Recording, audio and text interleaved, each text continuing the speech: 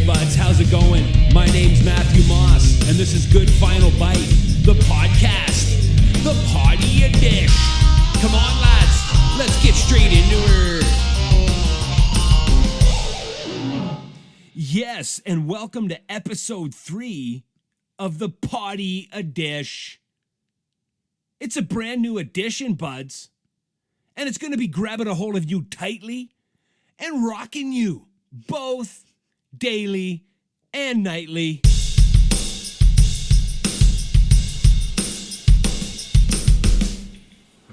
What is that? Vanilla ice? I'm not really sure. Aren't you supposed to introduce me? Yeah, I was going to introduce you, of course. Yeah, of course I'm going to introduce you.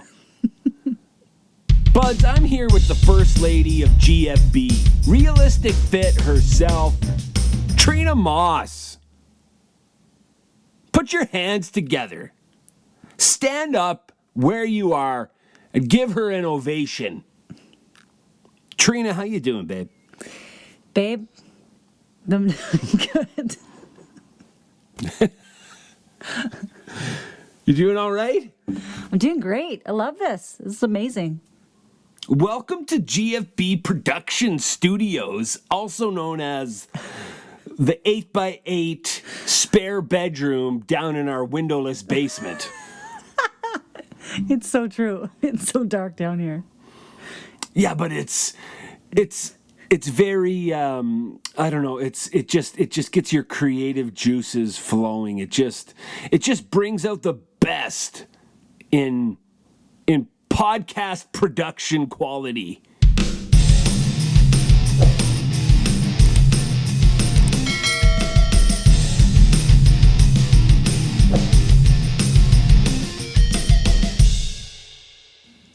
So as per usual, buds, we pressed record and we have nothing planned.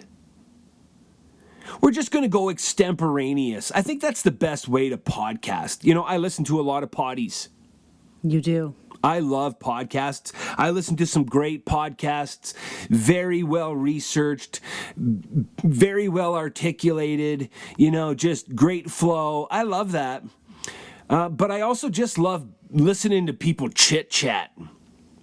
And that's kind of what I wanted the Poddy Edishhh to be all about. I just wanted to start talking and see where it went. I love that. I love talking. I'm good at it. Yeah, you do like to talk. Sometimes I don't know when to stop. That might be. What am I supposed to say to that? Am I supposed to say, yeah, of course. You never know when to stop talking. It's good. What am I supposed to do? What am I supposed to do there? Am I supposed to say, yeah, you're right? Or am I supposed to say, no, I love just sitting back and listening to you talk. I have no opinions. Just smile and nod. Yeah. That usually goes for everything. Doesn't that solve just about any problem? It really does. It is a life hack. Yeah. If you don't know what to say, even if you agree or disagree, smile and nod and say, I hear what you're saying. I hear what you're saying. Yes. Yeah. Trina, yeah, you know what? I hear what you're saying. If you could see me right now, I'm smiling and nodding and saying, I hear what you're saying. Is it working? Yes, it's totally working. So you're convinced? I'm convinced. Okay. So you wouldn't have any clue that I'm sitting here thinking about caramel corn? You're always thinking of caramel corn. Caramel corn. Caramel. It's such a good word. Isn't that such a great word? Caramel. It is so good. You know, Depending on where you're from, you say it differently too. Yeah. You know what? I never got the people that say caramel. Right? Yeah. What did you, or no, maybe it's not caramel. Maybe it's people that say caramel. Oh, there's so many ways to say it, though. Yeah, What is the right way? How do you say it? I grew up saying caramel. Yeah, caramel's For all right. sure. Is that right? And you know, it depends what you say before or after it. Like, okay, say it's salted caramel. Okay. Right? But then if you go salted caramel, it sounds a little better. It does. But if you say caramel corn, That's so true. right? The combination just doesn't fit. It has to be caramel corn. No, that is so true. That's an observation I've never made before, but Hey, here it is. it's exclusive. It's exclusive to the Poddy. That's right. Edishhh. Caramel corn.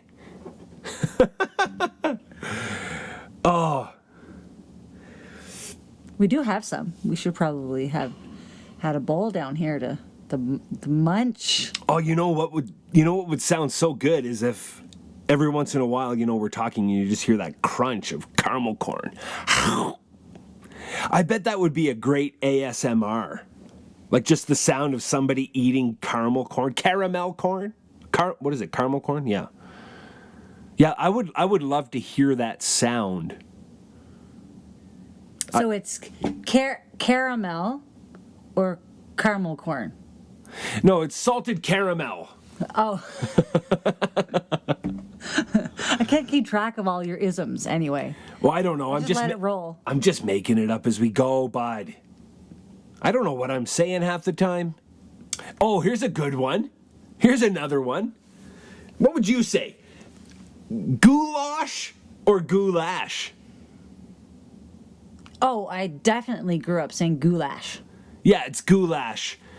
Even though I know technically I think it's pronounced goulash, it's goulash. Yeah, but isn't that with an Hungarian accent? I don't know. What is a Hungarian accent? Goulash. I can say it with a Newfie accent. Do it. That's goulash. Yeah, you nailed it. And you know what I love too? When you say something in Newfie, and you always have to start with das. Like, that's. It's true. Das. Yeah. What is that? I don't know. It's just so funny, though. What's that? That's goulash. Yeah. Oh, that's so funny. That's another great observation. And you know what? As many different ways as there is to say goulash, there's that many different ways to cook it. Oh, yes. I remember the first time I had your mother's goulash, she didn't use tomato soup. No, it was just diced tomatoes and knobs of meat. Yeah. And macaroni. But we used to love it. It was our favorite thing, and it was 3 ingredients with lots of salt. Yeah, well, that's what I mean. It's got to be salty goulash. Yeah, we had the 4-ingredient goulash. It was knobs of meat, hamburger meat, fried meat, elbow macaroni, diced tomatoes from the can, and Heinz tomato soup. Mm-hmm. And then tons of Parmesan cheese added atop the mountain of goulash. You had a luxury. Yeah, it was so luxurious, that tomato soup. Basically watered down ketchup. Yeah. Well, I added lots of ketchup to my actual bowl, my serving. You would put ketchup on goulash? Yeah, all over it. Mix it in. I loved it. So I guess it had a similar taste, just we didn't have that step of tomato soup. Sometimes those simple meals, though, from childhood, they have made the most impact. Right? Oh, yes. And you don't, without even realizing it, you bring your favorites into your own family. Yeah, so they're family favorites when you're growing up, and then when you get out on your own and you have your own family, you recreate the recipe, and it makes its way to your family's dinner table, and on the cycle repeats. So yeah, goulash was definitely one that we both grew up eating. What was your favorite childhood meal? My favorite childhood meal would have had to been when Mom made homemade Chinese food. Oh, yeah. Well, so specifically the honey garlic short ribs. Okay. So there's tiny ribs. I don't even know cuts of meat and bones, so I don't even know what that I don't even know what that means. I don't know cuts of meat and No, bone. I don't even know what that even means or where it comes from on the animal. The rib. Well, I know it's the rib, but I don't know what I'm trying to say. The spare ribs. Spare ribs. Yeah, that's what it was. Just to get a few extra ribs. No, I think the spare rib is... I would have thought that, I'm sure. Yeah, because I think you have like 3 parts of a rib. You have the back, the side, and then the spare, I think, is at the bottom. It's like an extra little bit. Okay. That's where all the... I think it's the cheapest, and it's where all the cartilage and gristle is. But when you slow cook it, that meat gets really tender, and it absorbs all the flavor. My mouth is watering thinking about honey garlic spare ribs right now. But yeah, it absorbs all the flavor that it's being braised in. Okay. That was so good. And then... So you said like homemade Chinese food. So you're not talking like takeout. You're talking like she went through the effort to make all of it at home. So what would that include? So it would have been her own recipe of fried rice, which had like lots of eggs and onion. And I don't really know what else. Maybe celery, peppers, all fried in it. But it had to be minute rice. Well, yeah. I mean, it couldn't be fancy rice. And actually, before like I moved here, I didn't think there was any other type of rice available except minute rice. Okay, yeah. That's all we ate. White minute rice.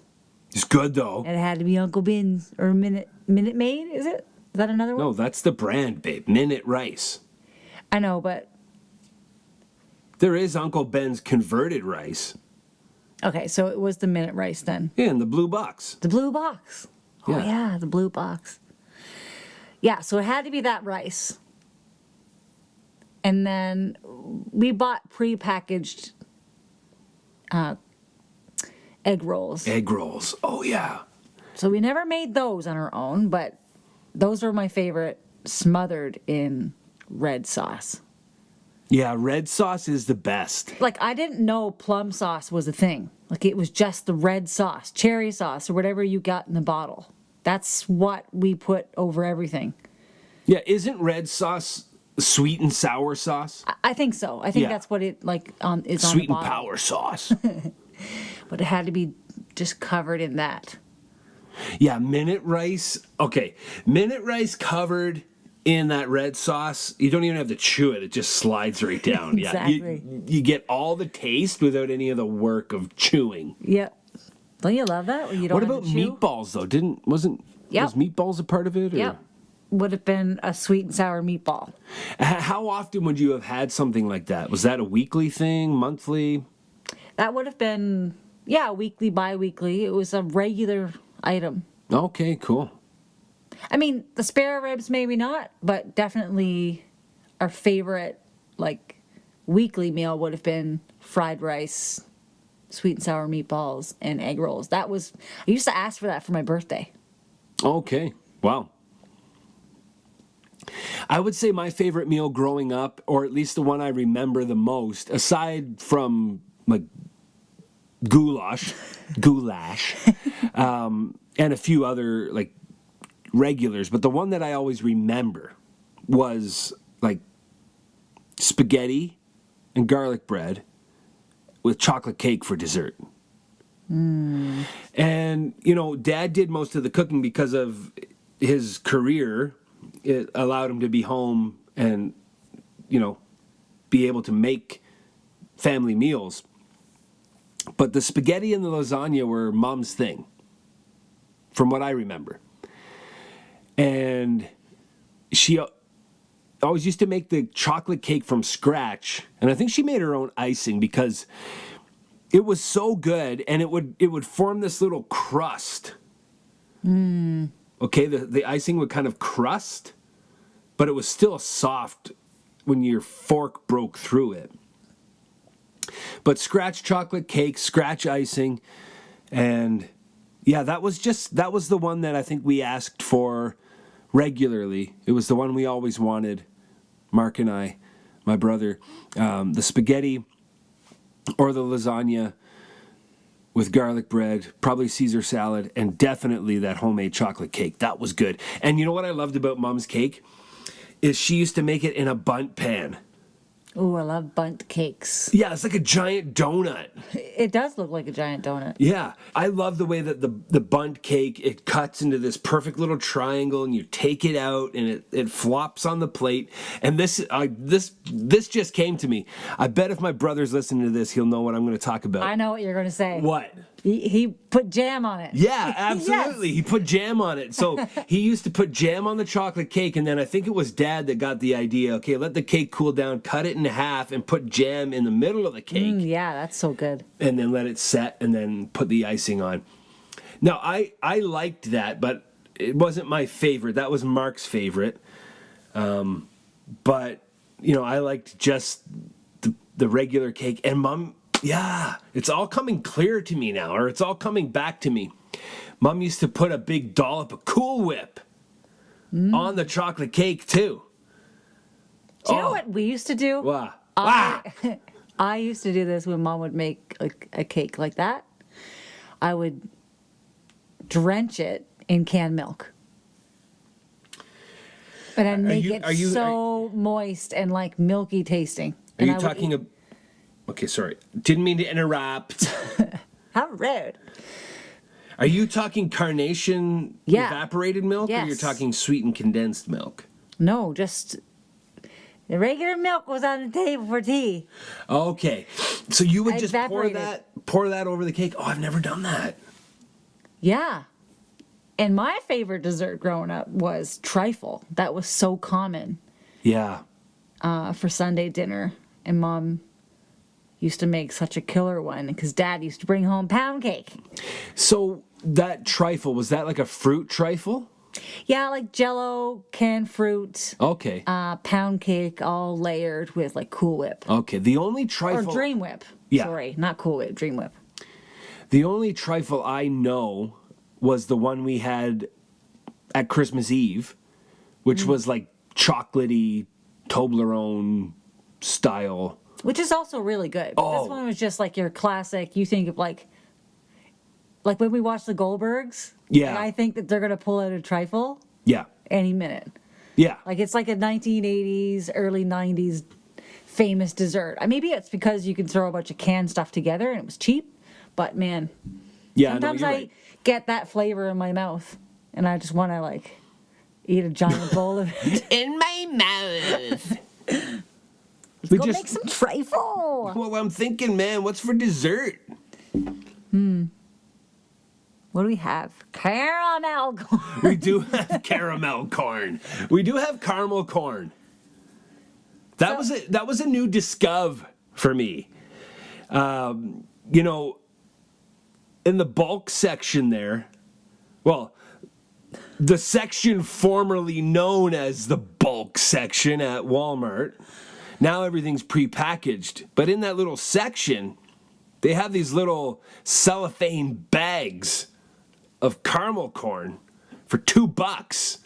And it's the perfect serving for a movie or your favorite episode. And, I'm going throughout my day, and midday, the thought hits me.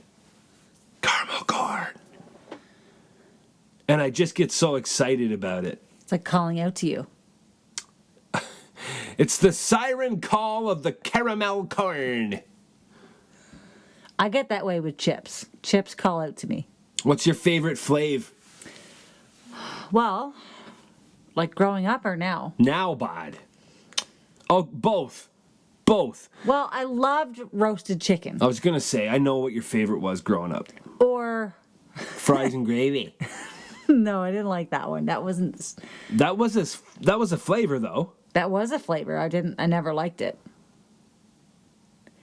Roasted chicken or nacho Cheetos, which my mom still sends me. I don't know why she only sends me 4 bags. And once a year. Come on. I need a monthly subscription. You know, of all the subscription boxes out there, why isn't there a chip subscription box? And if any of the listeners know of such a thing, let us know. Tell us. And if you live in Newfoundland, why aren't you sending us Nacho Crunchits? We can't get them here, and at Christmas, like once a year, it's not enough. It's not enough. That's enough. No, it's not enough. Anyway, those are the two I loved growing up, and I'd get them What about now? every Friday. Now, I'm really into Miss Vicky's kettle chips. I want every chip to be folded over. I like the double crunch. You like It's the an obsession. foldies. And I will look through the bag to find them. But at Costco, what ones were those we found? The dill pickle The ones? spicy dill picks. Every one of those is folded over. So now I have to eat them all. Instead of just searching for the folded over Oh one. my. I gotta eat them. I just can't resist it. That's all right. That's true. I just eat it. No apologies. But still, a folded over crunchy chip. Yeah. Salt. Salty. Those spicy dill picks, though, they're very good. They're very...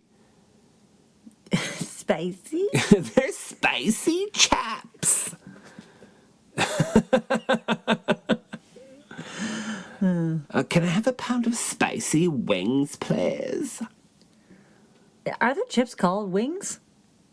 Like chicken What? wings? Is there a Their chick- flavor. Sorry, yeah. Is Those there chicken wings? called chicken wings? Is it? Well, I mean, there's probably. I feel like maybe that was something that was out a while ago. Yeah, I think Ruffles had a buffalo chicken wing Maybe. flavor. Yeah, but nothing's as good as the real chicken wing. Yeah, like if I want wing flavor, I'm going to have wings. Forget that. I save the chips for something else. Yeah. Why are we torturing ourselves talking about all this food? Because food is just so enjoyable. Well, yeah, and it's a necessity, right? Memories are built around food. Yes. My whole life has revolved around food in one way, shape, or form. Yeah. Well, the smell of food brings you back, brings you to a certain place or memory. Yeah. The smell, the taste. Well, of course, the taste. The taste brings you back. I wonder will our girls have some memories of food? Because Well, I'm sure they will. they are already looking for their GFB at every dinner. Yeah, that's true. That's great. The GFB movement is afoot, friends. And listen, if you're listening, hear me. I want you to go over to my Instagram right now at Good Final Bite, and I want you to follow me. I think I've got about 53 followers right now, and I want more followers. And I want those followers to take reels of themselves having a good final bite. I want to compile a huge highlight reel of people taking GFBs. So if you haven't done so, go over to my Instagram and follow me at Good Final Bite. And at your next meal, create an incredible final bite and then video yourself enjoying that final bite.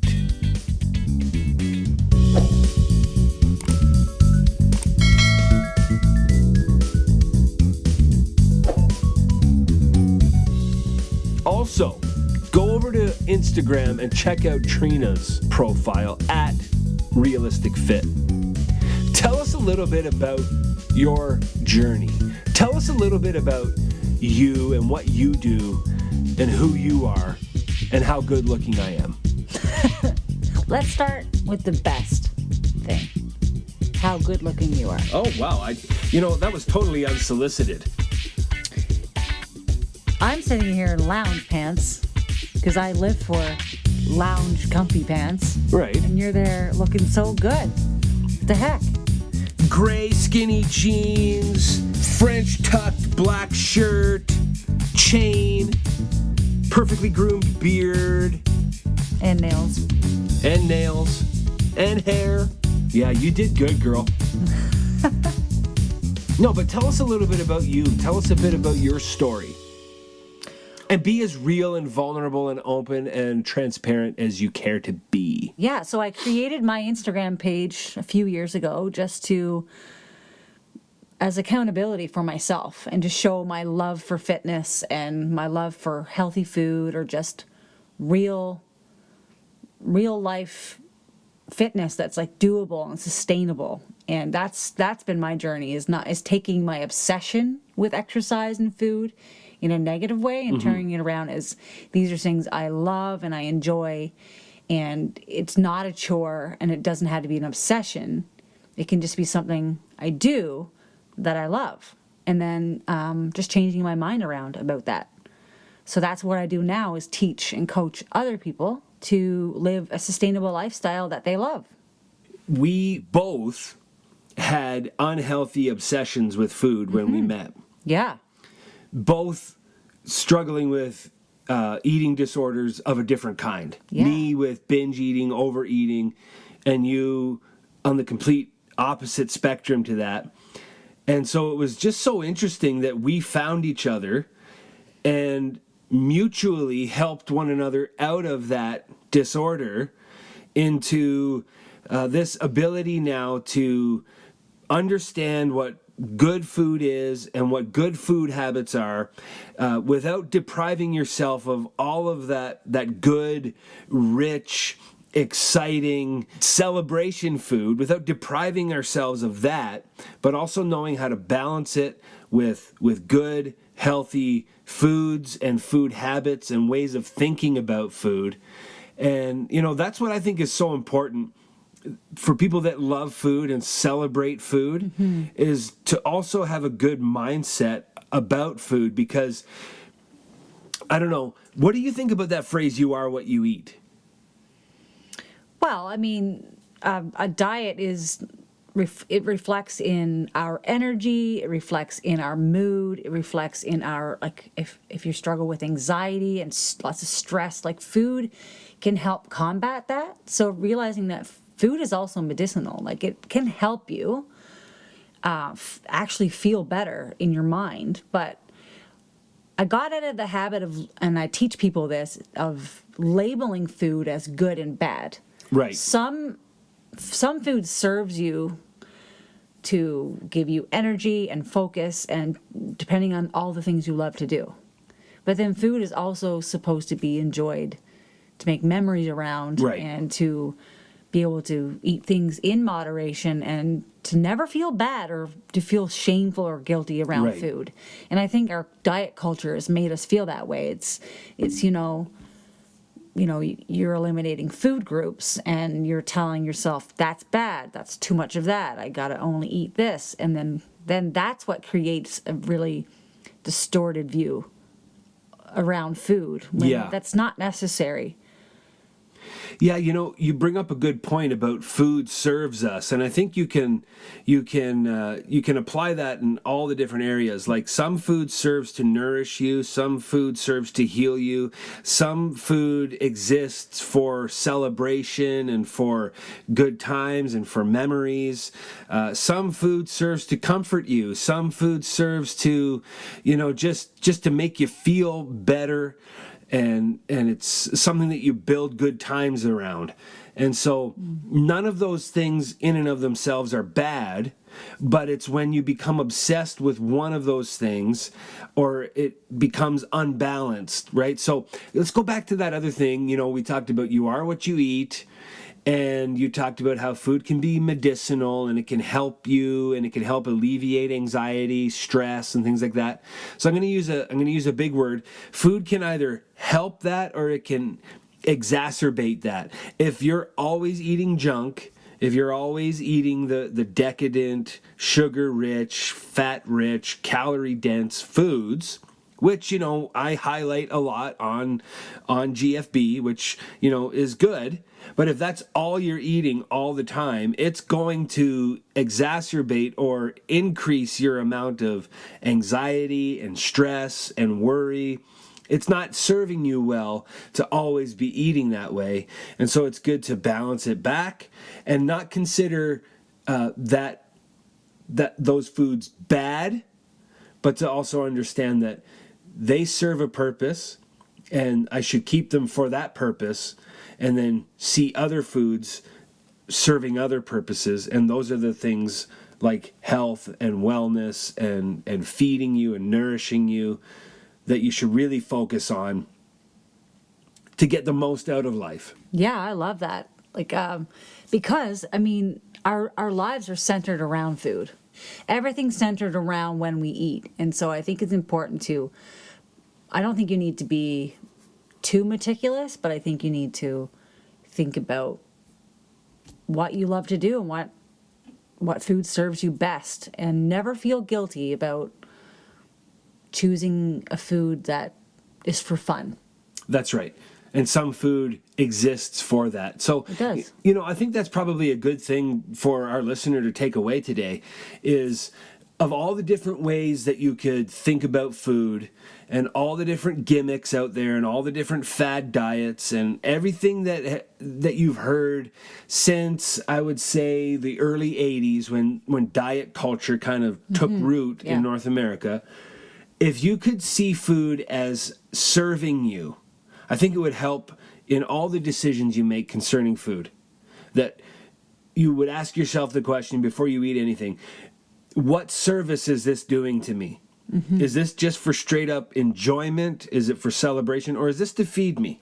Yeah, I often get our clients when they're struggling with eating their proper portions and just trying to educate themselves around what serves them in their goals, is that to always ask them when they go to the cupboard or the pantry or the fridge to be able to say, am I eating for energy or am I eating for emotion? So a lot of times we are using food as to serve our emotions, what we're going through. I deserve that. Times are hard and we're going through a hard time, and we went through that. I mean, our first month of our lockdown, I think I ate like 10 cookies a night. Like, I was like, I'm just going to eat these cookies because life's hard right now and I can't handle it, right? And so there's times for that too, because sometimes something's got to give.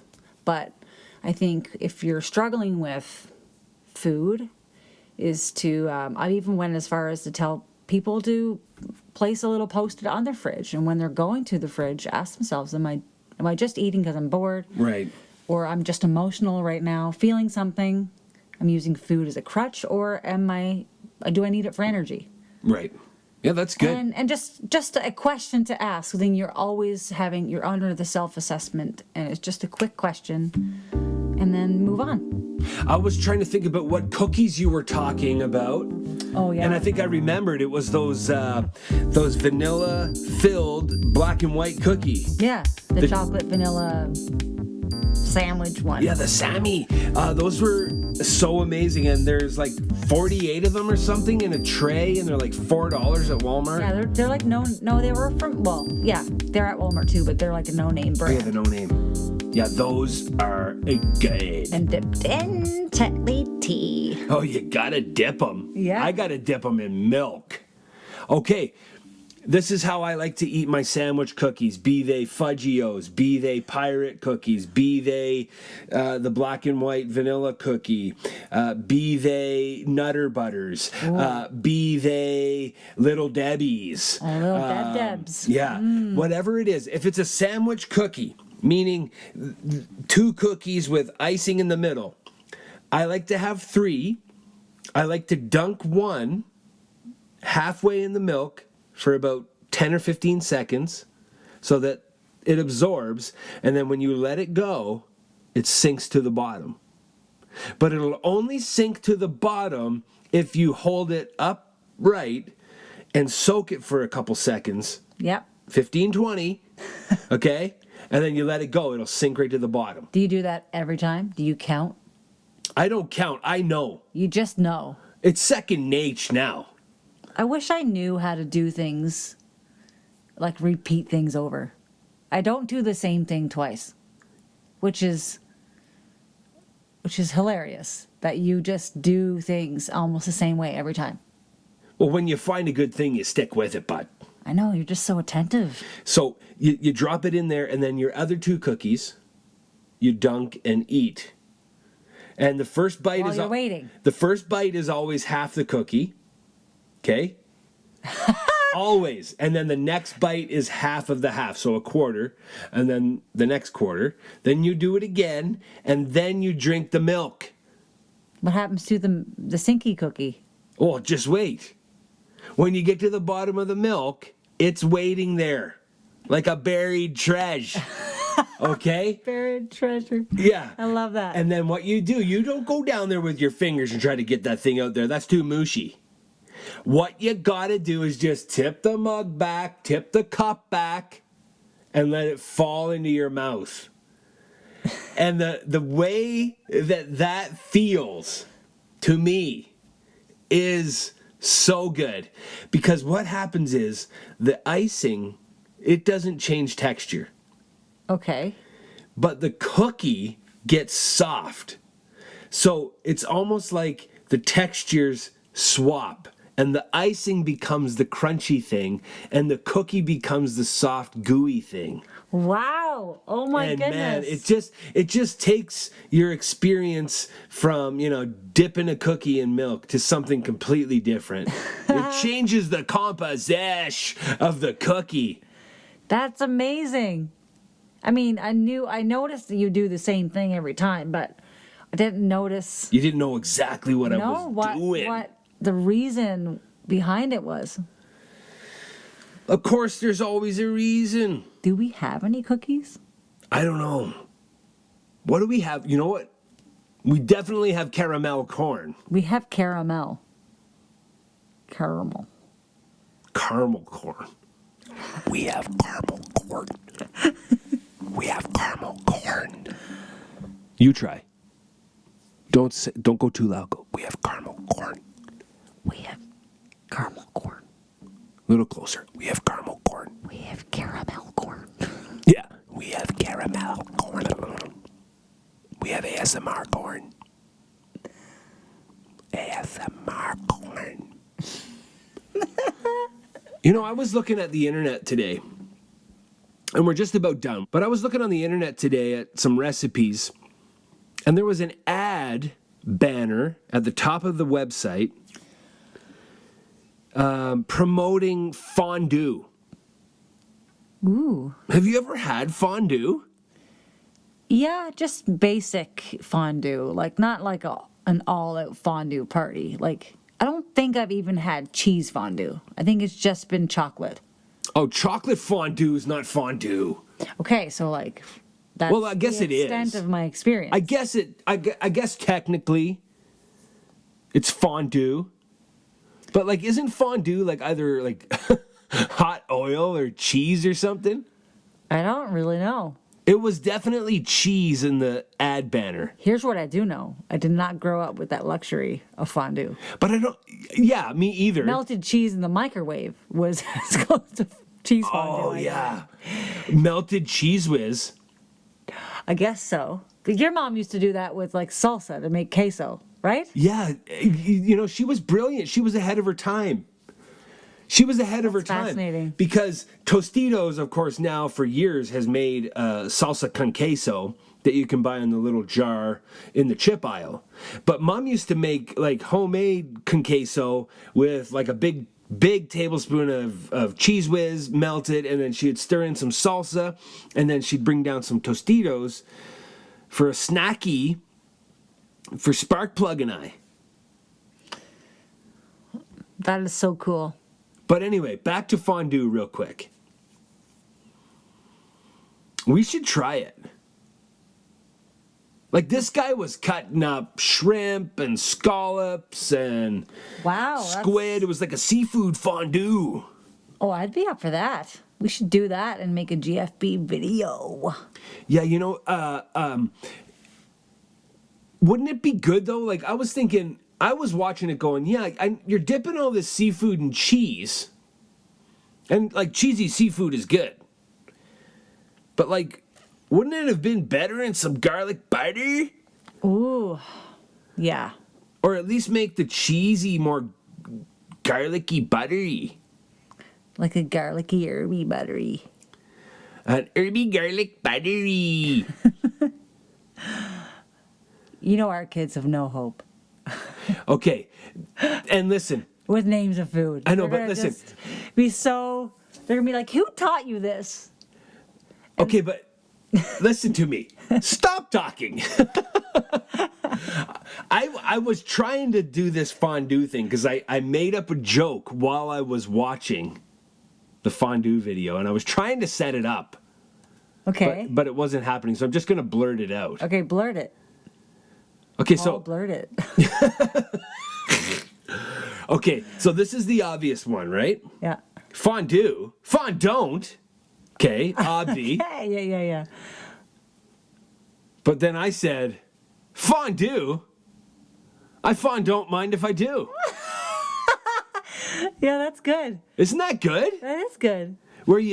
Yeah. I don't know. Well, buds, that's all the time we have today for this Poddy Edishhh episode 3. Here with the First Lady of GFB, Trina Moss at Realistic Fit. Go follow her on Instagram. She's amazing. She's beautiful. She's lovely. She's talented. She's just simply the best. And then you got old Matty Boy over here. Go over to Instagram. Follow me at Good Final Bite. And then go over to YouTube and find me over there and subscribe to the channel, buds. Got some new episodes coming out soon. So until next time, make sure you get caught in the act of having a good time and get straight into her.